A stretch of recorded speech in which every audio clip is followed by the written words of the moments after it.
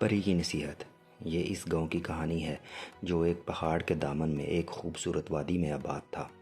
وہاں رنگ رنگ کے پھول لگے ہوئے تھے اور یہ پھول بچوں سے باتیں کیا کرتے تھے۔ یہاں کے تمام بچے ہمیشہ صاف ستھرے کپڑے پہنتے، دانت روزانہ صاف کرتے، بالوں میں تیل لگا کر کنگھی کرتے تھے۔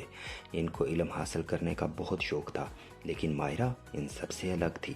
وہ نہ دانت صاف کرتی، نہ بالوں میں تیل لگاتی، نہ کنگھی کرتی، اور کپڑے بھی بڑی جلدی گندے کر لیتی تھی۔ سب اس کو سمجھاتے، لیکن وہ اس پر کسی کی بات کا اثر نہ ہوتا۔ ایک دن جب سب بچے اسکول سے واپس آ رہے تھے تو مائرہ کی دوستوں نے اسے چڑھانے کا پروگرام بنایا اور راستے میں اس کی دوستوں نے اسے خوب تنگ کیا۔ مائرہ کو بہت غصہ آ گیا۔ اس نے اپنے میلے کچیلے بالوں کو اپنے چہرے سے ہٹا کر اپنی دوستوں کو کوسنا شروع کر دیا۔ اس کی بہتی ناک اور پیلے دانت دیکھ کر ایک دوست نے کہا کہ اس سے تو بدبو آ رہی ہے، اور وہ اور زیادہ غصے میں آ گئی اور اس کا یہ حال دیکھ کر تمام دوستیں بھاگ گئیں اور مائرہ وہاں بوم بنا کر کھڑی رہی۔ ایک روز مائرہ صبح سویرے اٹھی اور اپنے کمرے میں لگے آئینے کے سامنے کھڑی ہوئی تو اس کی آنکھیں مارے خوف کے کھلی کی کھلی رہ گئیں۔ اس کے سامنے آئینے میں ایک چڑیل کھڑی تھی جس کے گندے بال بکھرے ہوئے تھے۔ چہرے پر ایسے نشان تھے جیسے مکھیاں بیٹھی گھومتی رہی ہوں۔ یکا یک اس نے اپنے گندے، تیز اور بڑے دانت نکالے اور اپنے ہاتھ بڑھا کر مائرہ کو پکڑنے لگی۔ مائرہ بہت زیادہ ڈر گئی اور ڈر کر اندھا دھند پہاڑ کی طرف بھاگنے لگی۔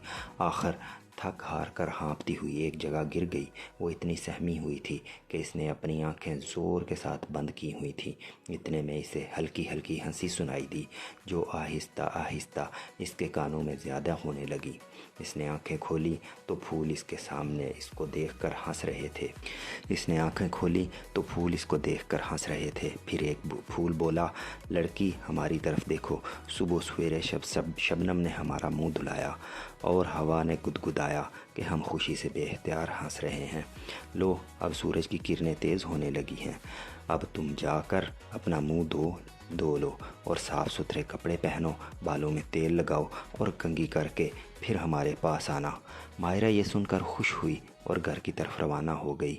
گھر پہنچ کر اس نے غسل خانے کا رخ کیا اور دانت صاف کر کے نہا کے صاف ستھرے کپڑے پہنے، پھر بالوں میں تیل لگایا اور کنگھی کی اور کچھ گنگناتی ہوئی پھول کے پاس آئی۔ پھول اسے دیکھ کر خوشی سے جھوم اٹھا اور کہا کہ مجھے توڑ کر اپنے بالوں میں لگا لو اور پھر گھر جا کر آئینے میں اپنی صورت دیکھو۔ مائرہ نے ایسا ہی کیا۔